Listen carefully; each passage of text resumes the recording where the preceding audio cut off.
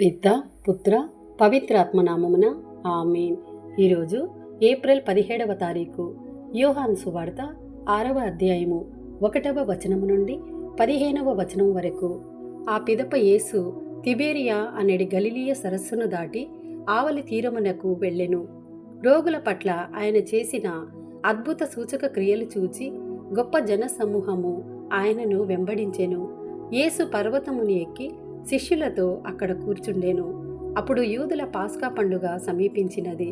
యేసు కన్నులెత్తి గొప్ప జన సమూహము తన యొద్దకు వచ్చుటను చూచి ఆయన ఫిలిప్పుతో, వీరు భుజింపవలసిన ఆహార పదార్థములను మనము ఎక్కడ నుండి కొని తెచ్చేదము అనెను.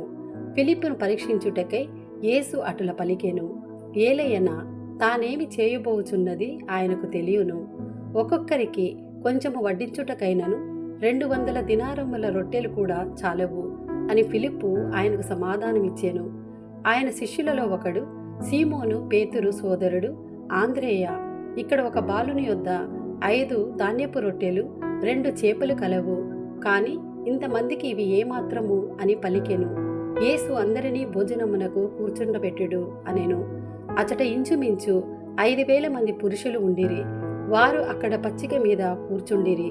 అప్పుడు యేసు రొట్టెని తీసుకొని ధన్యవాదములు అర్పించి కూర్చున్న వారికి వడ్డించెను. అట్లే చేపలను కూడా వారికి తృప్తి కలుగునంతగా వడ్డించెను. వారు తృప్తిగా భుజించిన పిదప యేసు శిష్యులతో, ఏమీయూ వ్యర్థము కాకుండా మిగిలిన ముక్కలను ప్రోగు చేయుడు అని చెప్పెను.